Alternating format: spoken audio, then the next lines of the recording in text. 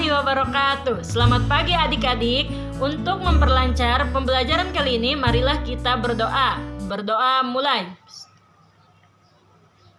Berdoa selesai.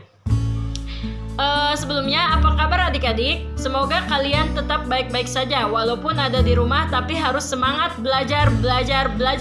Karena belajar merupakan kebutuhan. Adapun di pertemuan kali ini kita akan ngebahas tentang mata pelajaran pendidikan sosiologi, yaitu tentang globalisasi dan komunitas lokal.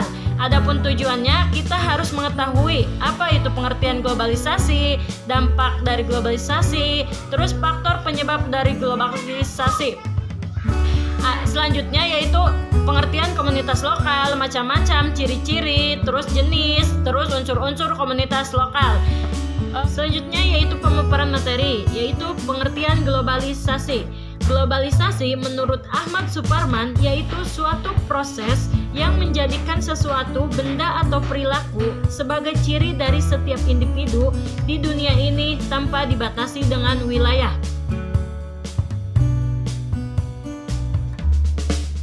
Dampak globalisasi yaitu dampak positif dan dampak negatif. Adapun dampak positif yaitu akses informasi yang semakin terbuka, ilmu pengetahuan dan teknologi yang semakin berkembang. Selanjutnya yaitu dampak negatif dari globalisasi, yaitu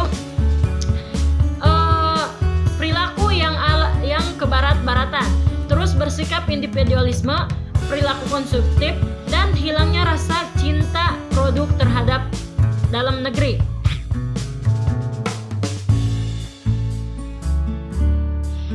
Penyebab terjadinya globalisasi. Yang pertama, majunya ilmu pengetahuan dan transportasi pengiriman barang dari luar negeri, sehingga dalam berbelanja semua orang bisa merasakan produk-produk luar negeri.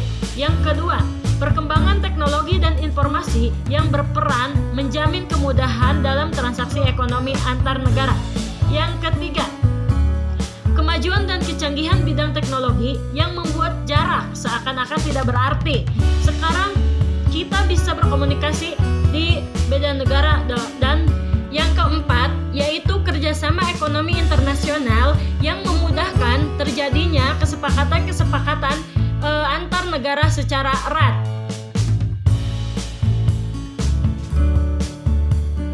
Selanjutnya yaitu pengertian komunitas lokal.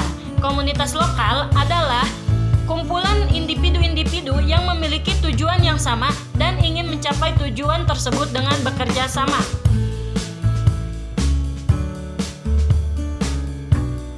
Macam-macam komunitas lokal. Yang pertama, komunitas berdasar lokal setempat, yang anggotanya berdasarkan interaksi di wilayah yang sama. Yang kedua, komunitas berdasarkan minat dan ketertarikan akan sesuatu hal.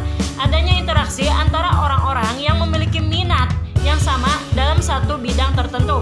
Yang ketiga, komunitas berdasarkan ide, dibangun berlandaskan ide-ide yang sama antar anggotanya.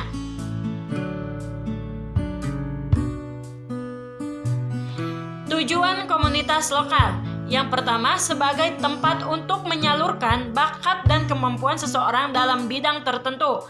Contohnya itu komunitas teater, komunitas seni, dan komunitas musik. Yang kedua, sebagai tempat belajar dan mempelajari hal-hal yang belum diketahui dan belum dipikirkan. Contohnya dengan mengikuti komunitas fotografi. Tentu saja kita secara otomatis yang bersangkutan akan mempelajari ilmu tentang fotografi dalam komunitas tersebut. Yang ketiga, sebagai tempat untuk membuka diri terhadap perkembangan teknologi dalam hal yang baru. Contohnya masuk ke dalam komunitas diskusi daring yang bertemakan GUI atau gadget.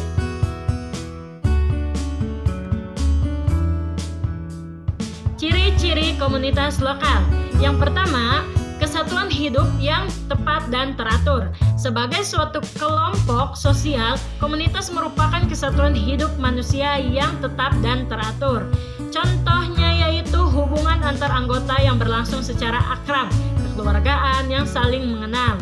Yang kedua yaitu bersifat teritorial. Unsur utama dan khas yang menunjukkan suatu kelompok sosial sebagai komunitas sosial adalah daerah yang sama tempat kelompok tersebut berada. Contohnya bertempat tinggal di RT, RW, dan desa.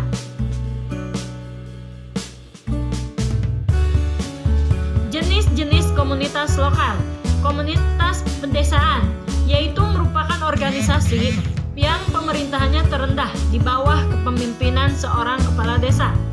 Yang kedua yaitu komunitas perkotaan, merupakan pusat pemukiman yang cepat dan pertumbuhannya menunjukkan keunggulan lebih dalam, mengeksploitasi sehingga muncul lingkungan miskin. Yang ketiga, komunitas keagamaan, merupakan bentuk kehidupan bersama atas motif keagamaan yang dilandasi nilai-nilai dari ajaran agama atau kepercayaan. Keempat, yaitu komunitas perekonomian, merupakan kegiatan kependudukannya berorientasi di bidang ekonomi.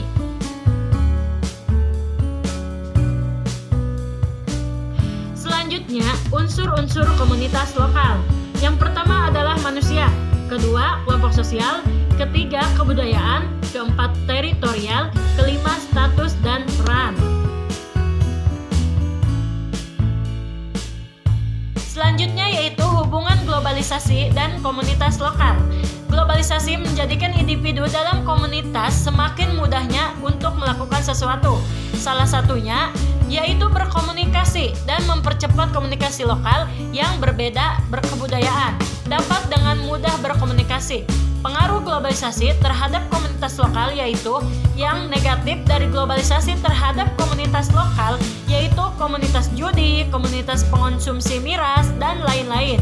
Dan dampak positif dari globalisasi terhadap komunitas lokal yaitu seperti komunitas keagamaan, komunitas persatuan dan perdamaian umat manusia, komunitas pecinta budaya, adat istiadat, dan komunitas belajar.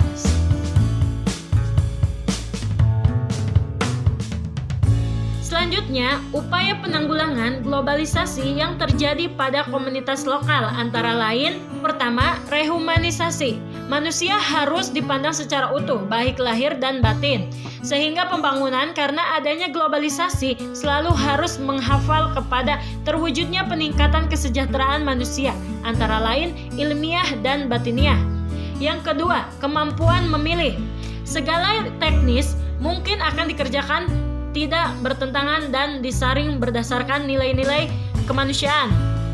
Yang ketiga, revitalisasi diperlukan dalam rangka untuk mencegah gangguan atau rusaknya kearifan lokal secara berkelanjutan.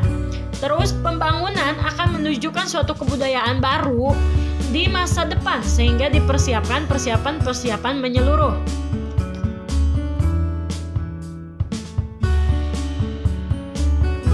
Begitulah pemaparan materi yang saya sampaikan. Selanjutnya yaitu perhatikan dan buatlah deskriptif hasil analisis gambar di bawah ini dengan materi yang tadi di komentar di bawah ini ya. Semoga bermanfaat dan dapat bertemu lagi di pertemuan selanjutnya. Terima kasih. Wassalamualaikum warahmatullahi wabarakatuh.